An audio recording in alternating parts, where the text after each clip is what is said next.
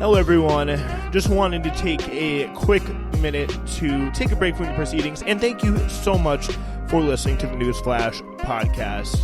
I really love doing this podcast, and if you get as much of a kick listening to this podcast as I do making it, if it really does add something to your life, please consider joining the Supporters Club. It's about $5 a month, and you get ad-free versions of the episodes. Not only that, but we will be working towards Supporters Club only exclusive episodes where I break down, take a step back, break down some, more interesting long-form topics that we won't get a chance to discuss with the daily news cycle on Newsflash. A little bit of a Newsflash plus.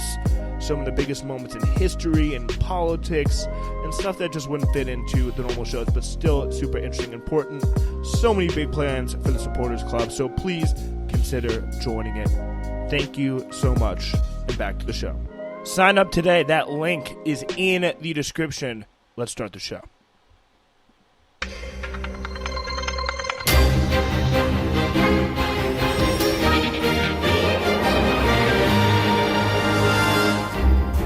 Yeah, link in the description there for that Supporters Club. Hello, everyone. My name is Spencer Walsh. Thank you so much for joining us here today. We have a good one for you. As always, we have some pretty big election news to go through. We will give you the latest on what Kamala Harris has had to say on the 2024 race, breaking with Biden in a big way to prove that she is closer to the business community than Biden was. So we'll give you the details on that.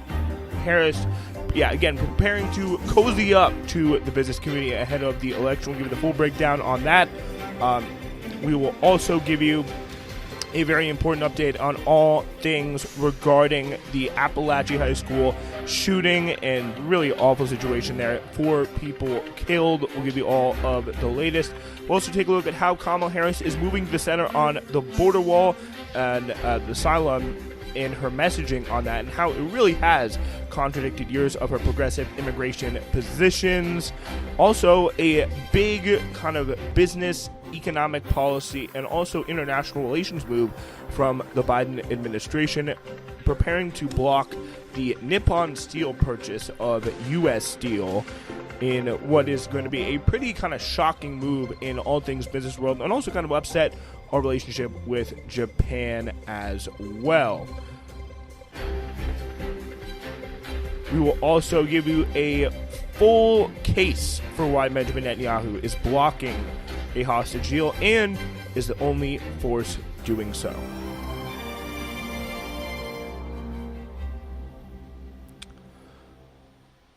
All right, so we do not want to waste any more time, and I do want to give you a quick update on everything regarding the Appalachia school shooting. It really continues to be a horrific situation. A 14-year-old student opened fire. 14-year-old student opened fire in a hallway, killing a Georgia high school, killing 2 students and 2 teachers. The authorities said the attack touched off a frenzied scene as students tried to reconnect with their families. The suspect is now in custody, and we continue to see this shooting things happen. And again, it is so. Because we've done this show now here on Newsflash since about 2017, and unfortunately in that time there have been quite a lot of school shootings. The shooting at the Appalachia High School in Winder, Georgia, a city of roughly 18,000 in the outer exurbs of Atlanta, was the deadliest episode of school violence in Georgia history. President Biden described the attack as another horrific reminder of how gun violence continues to tear our communities apart. Students barely a month into the new school year described their terror as the lockdown they initially thought was a drill turned out to be anything but. Students fled to the football field where they waited for their parents as they heard gunfire, barricading themselves in their classroom. Sheriff Judd Smith of Barrow County, which includes Winter, described a chaotic scene and said investigators are still trying to grasp everything that happened. Please let's get the facts that we need to make sure we get this right. Every minute it's developing, he said. The streets surrounding rural campus of roughly 1,800 students were clogged on Wednesday as law enforcement officers and emergency respondents, parents, some parking more than a mile away, walked to the school to find their waiting children. Just a scene that is absolutely unimaginable and has touched every single facet of American society, from, whether you're black, white, Asian, Hispanic, whether you're rich, whether you're poor, whether you're, in a nice high school or a bad high school, it has touched everyone all the same. And it is really kind of an interesting, I think it's a continued display of our society that we continue to see this happen. It's been priced in. It's a joke in American culture at this point. There's another school shooting, he's going to shoot the school, blah, blah, blah, blah. It is a real sign of what continues to be a deeply diseased, I guess, maybe disease isn't the exact right word, but a deeply floundering society, a deeply floundering government, that the government that we can continue, the politics that we have today, no one seriously has a plan for addressing this, and no one is serious about, despite Kamala Harris and the Democrats, all their best protestations, they have been utterly ineffective in terms of standing up to the NRA. They have failed to address this issue with the severity that it needs, and, Biden has barely done anything with regards to gun violence, and the fact that this has so much faded into the background, just the general everyday background noise of our society, is really, really telling. And I think, with the political scene that we're about to go through in the next few minutes, it's very, very telling that we still see no movement on this, to say the least. So I hate to use that term, but always thinking of the people of Appalachia High School and their really horrific situation that just took place today. And just want to take a moment in the beginning of the show to give you the latest on that. Yeah, and I think that's kind of going to be the big theme here today as we move on to our next story. It's just how uninspired and just rudderless and directionless our current politics is today. With Vice President Kamala Harris rolling out a series of economic proposals on Wednesday, including a 28% tax on investment income for wealthy individuals that is far lower than the rate proposed by Joe Biden. So this is another, there kind of has been two sides of the Democratic establishment. And Democrats have been very interesting in terms of economic policy, and that they've been much tougher on kind of the traditional establishment folks as compared to, the big businesses trying to merge the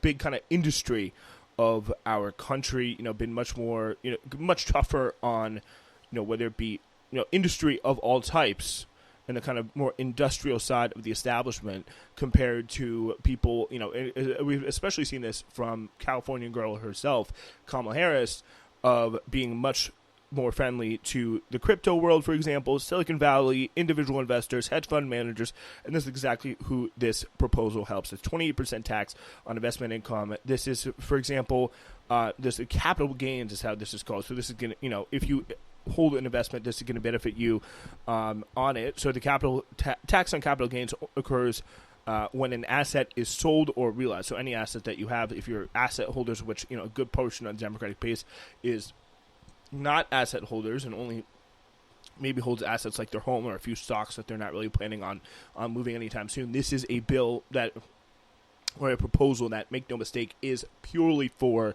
the investing world, for the business world, meant to signal that she is, and this is a clear contrast, saying, hey, I'm not Biden, I'm going to be a little bit more friendly to you guys, come out and support me. That is, and to trying to scare away some of the last vestiges of a business move towards Trump in terms of lessening of taxes. This 28%, the rate now is currently at 20%, which is kind of crazy, much less than income. So the tax on capital gains, though, only occurs when an asset is sold or realized. For example, if Bob buys 10 shares of stock X for $10 and sells them for 10 shares at 15, Bob's capital gain tax is $50. So, you do get a kind of certain margin on that. Then the two categories are short-term and long-term. So just the cutoff on whether it's long-term or short-term is 1 year after the first purchase. If you're in $1 million a year, the tax rate on your long-term capital gains will be 28% under my plan. So this is essentially saying, all you kind of really upper class people, all you people in big business, mostly, these kind of hedge fund managers, these kind of very, very wealthy people that represent probably a big chunk of the people that have been donating and filling up Kamala Harris's pockets over the past few weeks and month or however long she's been. That is the policy that is specifically for them. As apparently she's framing this in her vision of an economy where workers are treated with dignity. She cast her proposals as an effort to ensure fair opportunities, telling the crowd that former President Donald J. Trump planned tax breaks for the wealthy that would explode the national debt. So again, I was like, what the hell is this here? She is talking out of both sides of her mouth. She is doing a massive, massive tax break relative to what Joe Biden would have done, what should be the standard of the Democratic Party, closing this kind of tax loophole that it really allows people to pay far less tax on capital gains relative to just normal standard income that you get from, actually doing something much more productive for the economy, much more essential for the economy, as we found out, with the essential workers during COVID. You are going to have to pay way less tax under Kamala Harris. So that's going to be, a lot less revenue coming in, which would be a problem if she actually planned to do anything major that with that money, in terms of any sort of public spending, any terms of kind of infrastructure investment, this price gouging stuff that as soon as it came out, essentially is going to be was mocked by everyone in the Democratic Party internally, to the point where Politico and all those kind of insider outlets were reporting that, oh, don't worry, it's dead on arrival. That's what the everyday people get. They get to some BS about pretending to want to address one of the biggest crises in their lives, which is, at the moment, the price of food that they need to feed themselves. And you get all of this stuff of, we're going to take strong action on this, but then very quietly it's derided as dead on arrival in, again, insider magazines and outlets like Politico. But, when push comes to shove, I really don't think that this bill is going to be dead on arrival. This proposal is going to be dead on arrival. It's going to be very, very quickly taken up by Kamala Harris. It's going to be embraced by the business community as smart policy. It's going to be, lauded. It's not going to be, questioned anyway. It's not going to have economists bringing on for a fact check. I'm sure the economists today are very, very happy because this is what they, you got to stimulate business. You got to raise, the perception of the business community. You got to make sure the business business is comfortable. The business community is comfortable that they can operate within the economy and they can do these important things like create jobs and invest capital and stuff like all this very just warmed over trickle down economic style thought that has been it's just proved completely ineffective time and time again in the modern economy. So first substantive break here with Biden, and it is a massive break in favor of the business community in terms of this essentially allowing them to keep their investment gains taxed at a much lower rate than everyone else paying normal income. Kamala Harris making that break very, very clearly, and as Trump would say, very bigly early on in a speech today in New Hampshire. So not a very good sign, especially when, and this is how we come back to the theme of our politics being completely uninspiring, completely solution-free, and just doing more of the same but slightly worse every time, is that, it may have been more of a problem if, she's taking a hit on the incoming in terms of actually balancing the books, in terms of, making big programs, but she's not doing anything on the other side. There's nothing really here for people to be excited about. There's not any kind of big program. There's not sort of any major improvement that Kamala Harris is promising people. She's just saying, look at me, I'm cool, and also I'm going to transfer wealth upwards. So, that's pretty much what we have so far. And again, completely talking out of both sides of her mouth as she ends that speech, talking about how Trump is planning tax breaks for the wealthy that are going to explode the national debt. I mean, her tax breaks just won't be as much. It'll be just a little bit of a tax break. That'll only raise the national debt a little bit. But don't worry, it won't even raise the national debt because we're going to be a fiscally responsible party. And we're going to, raise taxes on other people to most likely the poorer people and close that out. And by the way, this is already going to be lower because Kamala Harris is going to be unwilling to fight for any real increase enforcement for the IRS. It's not even Biden was able to do that, and he's looking like a real economic radical with his tax rate at 39.6, which would actually be much closer to the income tax rate that Americans would pay at that income level. So that is a real sign of where she's at the moment, transferring wealth upwards while doing nothing to move the country forward in terms of any investment in the country or the people at large. And, so that's kind of how Kamala is doing at the moment. So Harris spoke before Trump is set, though, meanwhile, to take part in a town hall event in Pennsylvania. It's going to be hosted by Sean Hannity tonight. So he has been very inactive. He's not really been doing anything too much in terms of the way of campaigning. The Russia election interference, the United States announced a new effort to push back on Russian attempts to influence upcoming elections using state-run news media. Yes, we are at it again, the Biden administration calling out Russian interference, this time before the election, which I think is just such a, at first you laugh because it's just like the political class just trying so many just warmed over versions of the same thing, and what could be more warmed over of bringing back the Russia collusion BS in 2024. It's like people don't want to hear it. I think the political class just does not understand how fed up people are with hearing this Russian collusion just BS. Everyone knows that everyone interferes in each other's elections. I think people don't really care about Russia interfering in our elections by buying some Facebook ads. Like, that's not going to be a big deal. Like, I think Americans, whether they subconsciously know, peripherally know, in their deepest part of their deepest heart, they know what people do on behalf of the United States in elections in other countries. I don't think they want to hear about this stuff. I think they view it as an excuse, and they mostly view it as a big joke. But it won't be a big joke when people start getting cracked down, when they start being called Russian bots, Russian collusion agents, all of this stuff.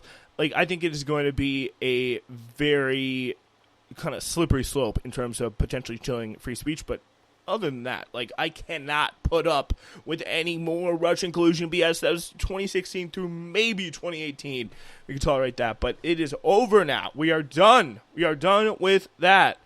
So Trump, again, is defending himself after a physical altercation between a member of his team and an official at an Arlington National Cemetery during his visit last week, saying that there had been no conflict that had taken place at the cemetery. That contradicted earlier statements from his campaign that insulted and attacked the official who had sought to enforce a ban on political campaigning at the cemetery. Jimmy McCain, son of John McCain of Arizona, denounced the clash as a violation of a sacred place. So that's, again, something that nobody is going to care about, but is going to get a lot of media attention because the troops support Trump by and large. The people who care about the troops support Trump by and large, and the people who don't support Trump don't care about the troops nearly as much, but are trying to catch the people who do care about Trump and the troops in some hypocrisy, which, again, they don't care about. Meanwhile, a Michigan judge on Tuesday dismissed an effort by RFK to be taken off the ballot in a crucial battleground state. Michigan, to be clear. Kennedy ended his independent presidential campaign and endorsed Trump last month. So, meanwhile, Tim Sheehy, the Republican nominee for U.S. Senate Montana, made comments perpetuating racist stereotypes about Native Americans during private fundraisers last year. According to recordings, indigenous residents make up 6% of the population, but you would assume they'll be voting for Democratic Senator John Tester anyway. So, meanwhile, 3 suspicious devices discovered last week at the Trump campaign's West Palm Beach, Florida offices in the desks, apparently, which prompted staff members to evacuate for fear there were listening devices, were found to be part of a prank. Would love to hear the full background on that. That seems to be really quite stupid. But bottom line is, big business break coming for especially the kind of less industrial, more kind of asset tied up, less liquid, I guess, part of the economy, people in Silicon Valley, people in the tech sector in general, and more investors, more Wall Street people, more fintech people, I said Silicon Valley already, but venture capitalist type people, Andreessen Horowitz of the world, the cryptos of the world, that is who this tax break is going to really be benefiting, less so the kind of people where, the Biden-Harris angle on antitrust is going to hurt more the industrial side of the business world, which this tax break is going to impact less. So, big sign that some of the pro-business politics are making a bit of a resurgence with Harris in the Democratic Party. Not something that I think you want to see at all, especially as she offers very little for the working class. All right, next we have some CNN reporting on a Kamala Harris immigration flip-flop. Recent TV ads have highlighted her time as a border state prosecutor who aggressively targeted criminal cartels and drug smugglers, as well as her support for the toughest border security bill in decades. That bill, which failed in the Senate in February and again in May, this reporting here, by the way, is from CNN, included $650 million for new border wall construction. Images of the border wall built during the Trump administration are featured in Harris ads, yet Harris repeatedly criticized the wall over the last Trump administration period, describing it an affront to both her and American values. In her 2019 book, The Truths We Hold, Harris called the wall useless and said it was nothing more than a symbol, a monument standing in opposition not just to everything I value, but the fundamental values upon which this country was built. You can go all the way back through a ton of social media posts from Harris, which call it, among other things, stupid, useless, a medieval vanity project, and now she is touting it in her ads.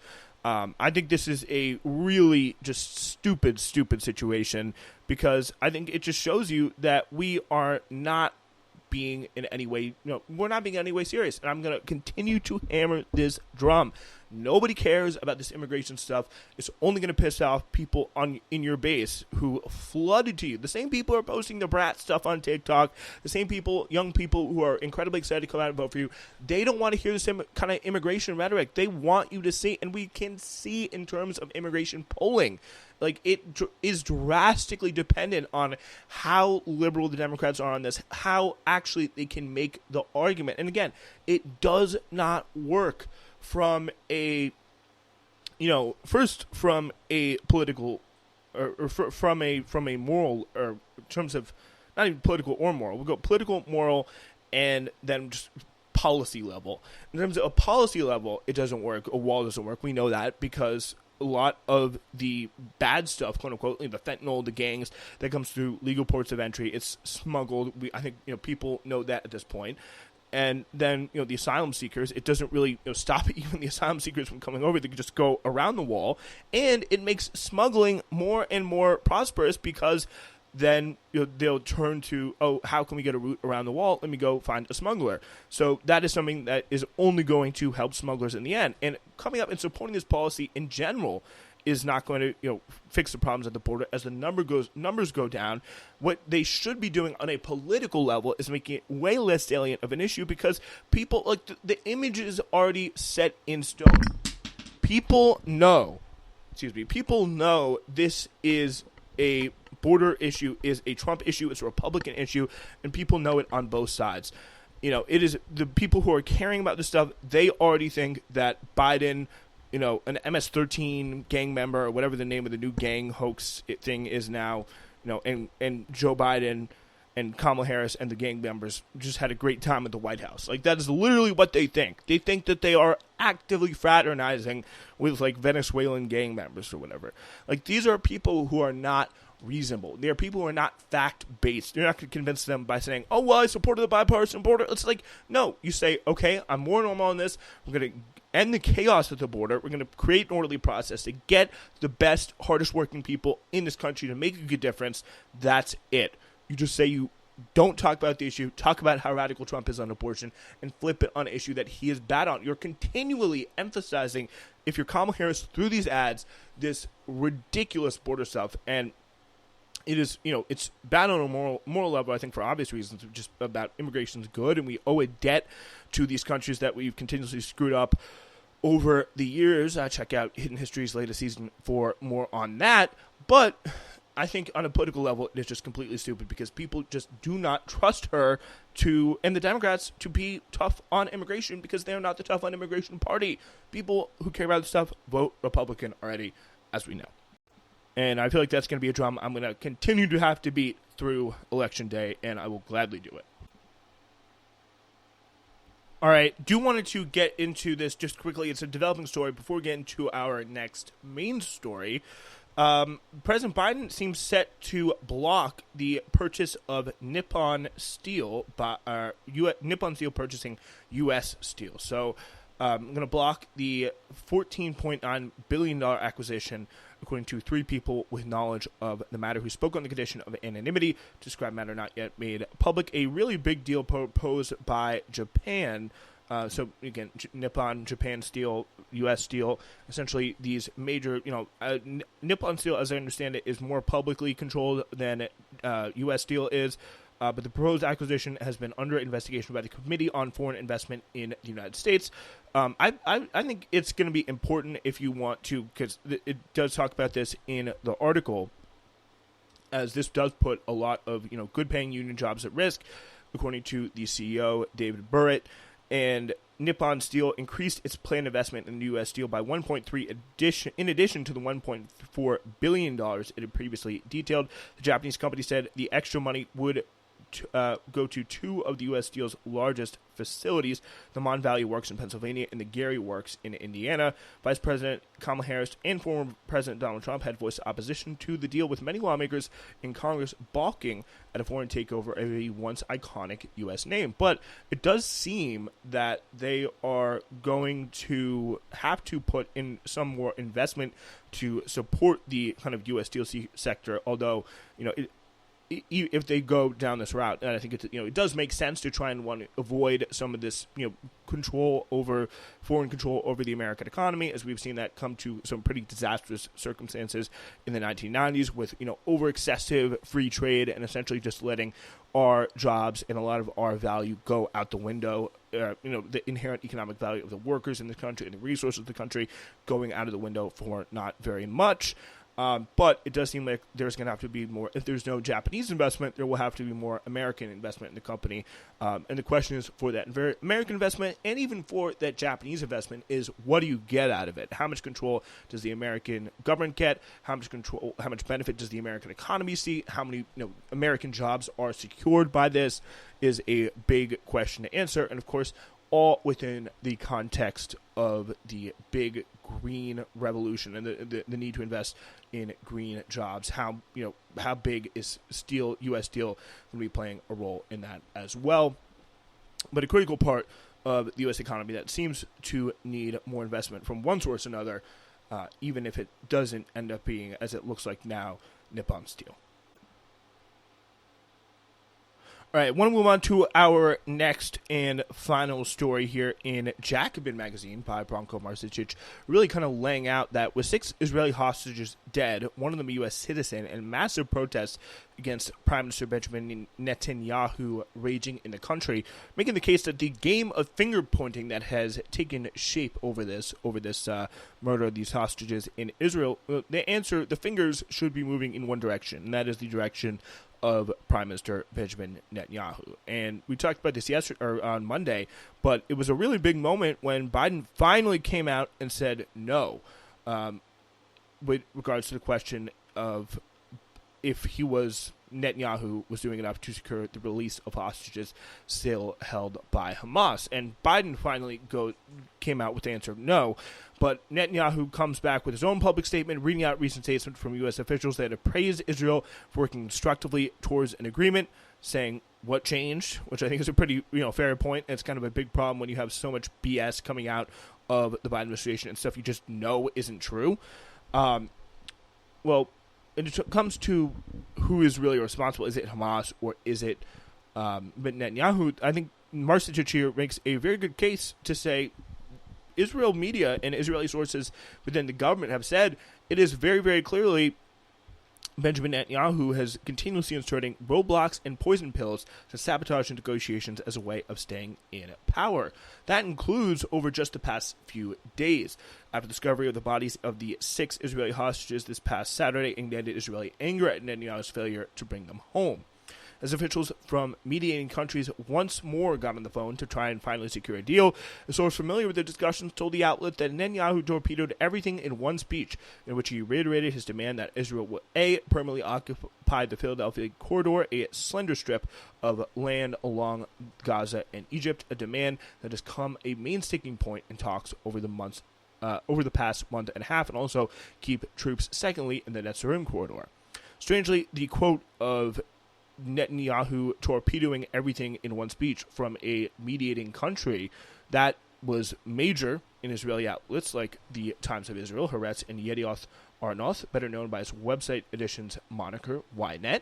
But it was buried in the 24th paragraph of the original CNN report it came from. So you can see that in a lot of the ways in terms of just the criticism of Netanyahu and the Israeli government relative to the criticism of Hamas. And CNN, a lot of other outlets, New York Times, all of them, have been very, very hesitant to put any sort of blame on the Israeli government. I saw, how this is a headline that I love from the New York Times, how a tricky little corridor between Egypt and Gaza could thwart Egyptian or peace talks in the Israel-Gaza war.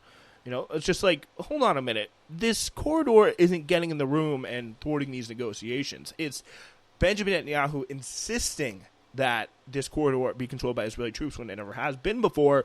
That is what's thwarting negotiations. So in Israel, when they actually have hostages who are on the line that they, at least some of them, purport to care about, they're saying it much more plainly. They're saying, hey, Netanyahu's doing this, and we're reporting the quote that CNN buried from their own reporting. So Netanyahu's proposal, Ynet put out here, that had been proposed to mediators on July 27th, made dramatic changes and additions that completely changed the picture of the negotiations, the newspaper stated. Again, another thing not mentioned by anyone in the mainstream media here.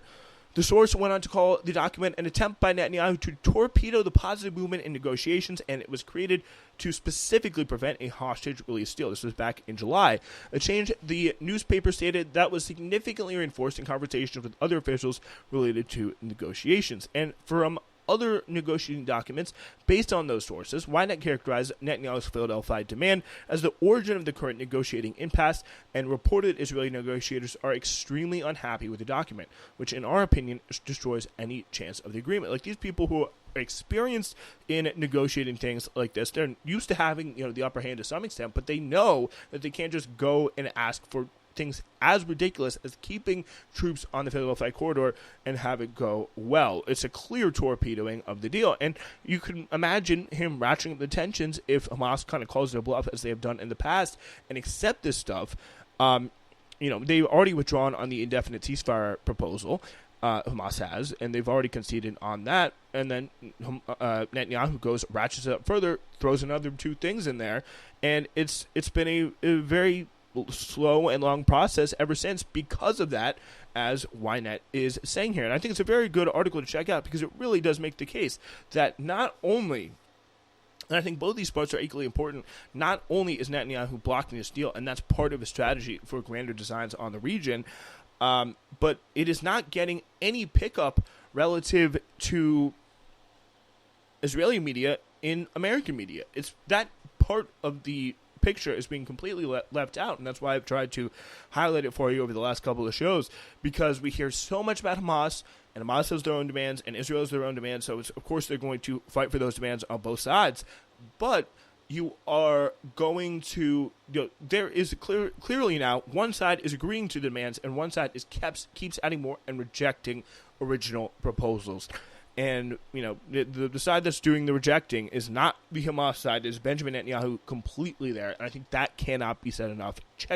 Cite this article, cite this podcast segment when you're talking to people about this, because it cannot be more clear. The main obstacle to the return of the hostages, the main obstacle to peace, the main obstacle towards stability, both for the Gazan and the Palestinian and the Israeli people, is Benjamin Netanyahu and his government at this point. And on that note, it's time to end today's show. We're going to be back on Friday with more.